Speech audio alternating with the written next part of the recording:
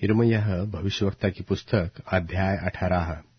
यिर्मयाह भविष्यवक्ता की पुस्तक अध्याय 18।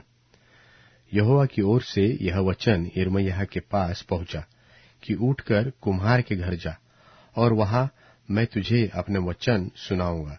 सो मैं कुम्हार के घर गया, और क्या देखा कि वह चाक पर कुछ बना रहा है, और जो मिट्टी का बासन वह बनाता था वह बिगड़ गया।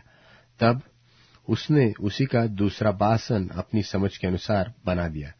तब यहोवा का वचन मेरे पास पहुंचा कि हे इस्राएल के घराने, यहोवा की यह वाणी है कि इस कुम्हार की नाई तुम्हारे साथ क्या मैं भी काम नहीं कर सकता?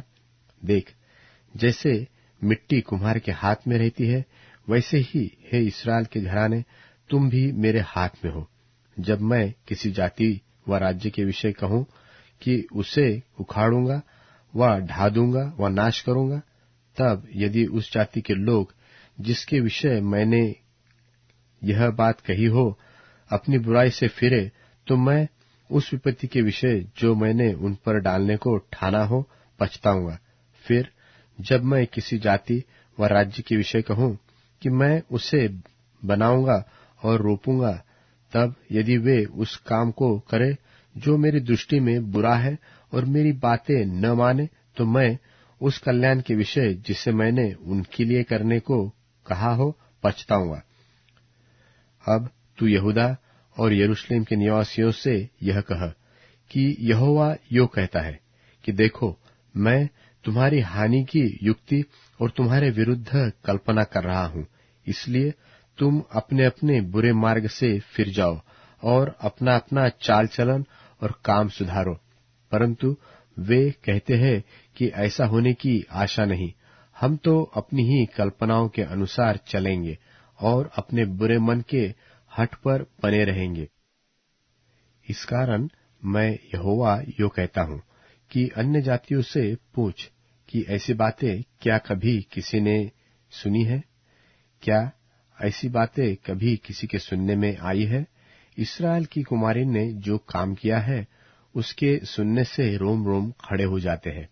क्या लबानोन का हिम जो चट्टान पर से मैदान में बहता है बंद हो सकता है? क्या वह ठंडा जल जो दूर से बहता है कभी सूख सकता है? मेरी प्रजा तो मुझे भूल गई है और निकम्मी वस्तुओं के लिए धूप जलाती है, और उन्होंने उनके प्राचीन काल के मार्गों में ठोकर खिलाकर उन्हें पगडंडियों और बेहड़ मार्गों में चलाया है, ताकि उनका देश उजड़ जाए और लोग उस पर सदा ताली बजाते रहे। जो कोई उसके पास से चले वह चकित होगा और सिर हिलाएगा। मैं उनको पुरवाई से उड़ाकर शत्रु के सामने से तितर बितर कर दूंगा। मैं उनकी विपत्ति के दिन उनको मुंह नहीं परंतु पीठ दिखाऊंगा। तब वे कहने लगे, चलो यिर्मयाह के विरुद्ध युक्ति करे, क्योंकि न याजक से व्यवस्था, न ज्ञानी से सम्मति, न भविष्यवक्ता से वचन दूर हो जाएंगे। तो आओ हम उसकी कोई बात पकड़कर उसको नाश कराए और फिर उसकी किसी बात पर ध्यान न दे।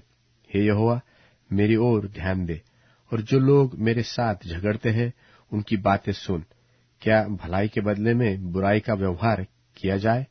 तू इस बात का स्मरण कर कि मैं उनकी भलाई के लिए तेरे सामने प्रार्थना करने को खड़ा हुआ, जिससे तेरी जलजलाहट उन पर से उतर जाए। और अब उन्हीं ने मेरे प्राण लेने के लिए गड्ढा खोदा है, इसलिए उनके लड़के बालों को भूख से मरने दे, वे तलवार से कट मरे, और उनकी स्त्रियां निर्वंश और विधवा हो जाए, और उनके पुरुष मरी से मरे, और जवान लड़ाई में तलवार से मारे जाए। जब तू उन पर अचानक शत्रुदल चढ़ाएगा, तब उनके घरों से चिल्लाहट सुनाई दे, क्योंकि उन्होंने मेरे लिए गड्ढा खोदा और मेरे फंसाने को फंदे लगाए हैं। हे यहोवा, तू तो उनकी सब युक्तियां जानता है जो मेरी मृत्यु के लिए करते हैं। इस कारण तू उनके इस अधर्म को न ढाप और उनके पाप को अपने सामने से मिटा। वे तेरे देखते ही ठोकर खाकर गिर जाए, तू क्रोध में आकर उनसे इसी प्रकार का व्यवहार कर।